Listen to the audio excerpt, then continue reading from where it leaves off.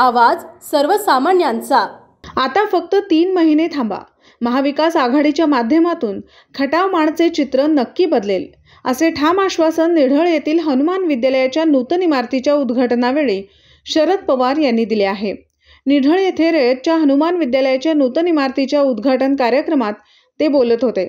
शरद पवार पुढे म्हणाले, शाहू फुले आंबेडकरांचे योगदान आपण कधीच विसरू शकत नाही।